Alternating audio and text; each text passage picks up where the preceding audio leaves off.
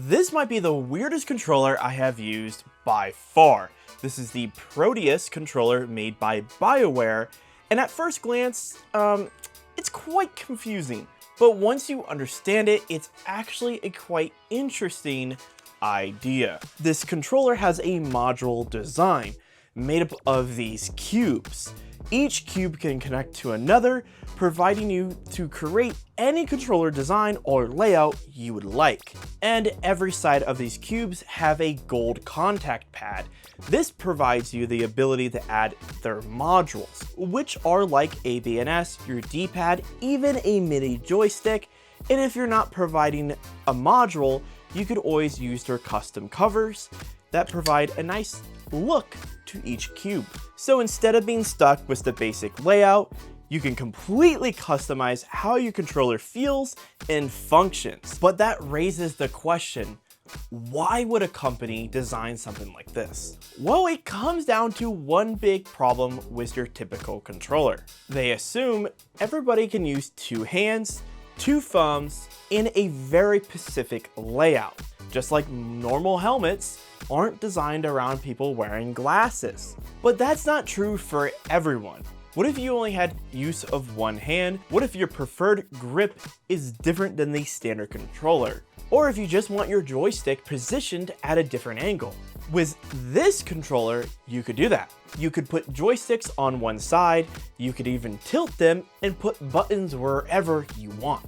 And that's really the goal here. This controller wasn't designed for comfort first, it was designed for accessibility first. And honestly, that's something we need more of in general. Now that we have an understanding of why these exist, let's talk a little bit of how it works. You have 2 main cubes, and these are the important ones. They each have their own battery, receiver, and controllers. They are basically the brains of the controller. Then you got your 2 joystick modules. These don't have batteries or processors, they're just there to pass inputs along. Think of them as extensions that lets you position things wherever you want. There's also a half cube, which just gives you an extra connection points for more unique layouts. And of course, you have all of the extra button modules, like the D-pad, the A, B, Y, and X buttons, a mini joystick, and triggers. All of these connect mechanically using those gold pins. You just line them up and they'll snap right in place. Putting it together is pretty simple. You connect your main cubes using the locking mechanism on each cube. Line them up, slide it into place, and then push the lock forward, which locks everything together. Then attach your joystick modules, buttons, and whatever you want. As long as these gold connections are touching, you're good to go. They also include cosmetic covers, so you don't scratch your gold pins, and these come in a bunch of different colors. And yes, there's even one with a Lego base plate. So if you want to do that, you could attach your Lego figure to your controller for some reason. And finally, the grips. These are primarily just for comfort. There's no electronics, they're just there to make it easier to hold. But here's where things start to fall apart a bit. Let's say you want to build a standard layout and actually want to play some games with it. That's where the problems start. First, you have to use the included dongle to connect it to something like your Xbox or PlayStation, and even then, getting it to connect isn't exactly smooth or easy. I spent a while trying to get mine to work, and what finally fixed it is kind of funny. Taking the whole thing apart and putting it back together, again, not exactly a great first impressions, but once it finally connected, I jumped into some games. And yeah, the issues didn't stop there. The joystick modules are terrible. They feel okay physically, but I kept getting random inputs, drifting, and even moments where they just stuck. Like physically stuck to themselves. Playing something like an FPS pretty much is impossible to be accurate or even be able to get a kill with these joysticks. And there's noticeable ghosting and constant dropouts where the input just vanishes. You no longer have a controller, which makes it super frustrating very fast. The triggers LT and RT are also way too sensitive. There was times that I barely touched them or even just rest my finger over them, and it started to activate or act up. It doesn't feel intentional, it just feels like it's overreacting. They like cranked the sensitivity up to max. Now, to be fair, not everything is bad. The face buttons, like the D-pad, are actually pretty solid.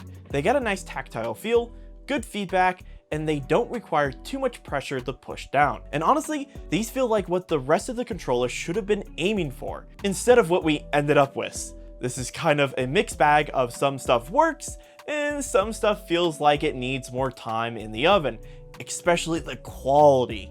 Now, I do understand this is basically a prototype. They only made about 1,200 units, which they explain here that only 1,200 units exist worldwide, and I kind of see why.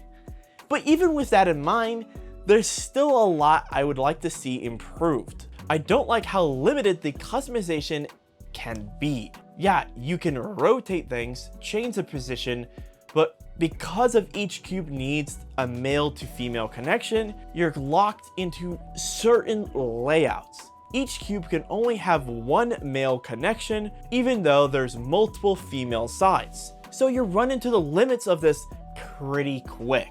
And the fact that you can't have both joysticks perfectly across or below like you would normally have on an Xbox controller is kind of disappointing. Now, if you get tired of using this on a console, you could always use it on a PC, as a controller, a keyboard, or even a mouse. I actually tested the mouse feature out in Minecraft and a couple of other games, and honestly, I mean, it wasn't bad, but it wasn't good. But again, there's still stuff missing. It works, but it's not great. In their main setup, they have the mini joystick act as your mouse cursor. And the mini joystick has a lot of play before it activates. The dead zone feels pretty high, which I personally don't like. I prefer something that's more responsive and just feels better for a gaming experience. And this leads into another issue. The only way to customize or update the controller is through a PC. So if you want to buy this and don't have a laptop or a desktop, you're kind of out of luck. Now, again, you could say that this is a prototype or a low unit controller, and you could see why they only focused on one app, but it seems like kind of the whole product line of this company is this controller. Now, if you do have a PC, you plug it in and download the software, which you can find on their website. For some reason, the program took a long time to launch, but once it was up, it actually worked pretty well. You can see different controller layouts that people have made, which is honestly pretty cool. They're making a whole ecosystem around this controller, which if you want a dedicated audience, it's a good idea. And you can customize a lot, like the joystick's position, the sensor responsiveness, change what buttons do, and the overall layout. And it even shows you exactly what setup you're currently using. So I actually don't have a problem with the software. For how niche this product is, it's actually pretty well done. And it really just comes down to the controller itself. After spending time building different setups and actually playing games with it, I gotta say, what it does right, it does really well. But what it does wrong is really hard to ignore. The build quality is kind of hit or miss. I don't love how it feels in your hand, the joysticks can stick, things don't always connect properly, and sometimes it doesn't behave the way you expect it to. And yeah, it is a prototype, but the quality control isn't fully there yet. There's some good ideas here, but a lot of it still needs to be refined before this feels like something you would buy off of a shelf at Walmart or somewhere else. The controller still has a long way to go before it's really market ready. And personally, if you're thinking about buying something like this, I would be a little cautious. Not because it's a bad idea or it's something that you could find use out of, but because it's the unknown. Will there be long-term support? Will this company still be around in the next couple of months? And will there be constant updates fixing issues like the fact that it doesn't connect properly or how the cubes will randomly desync from each other?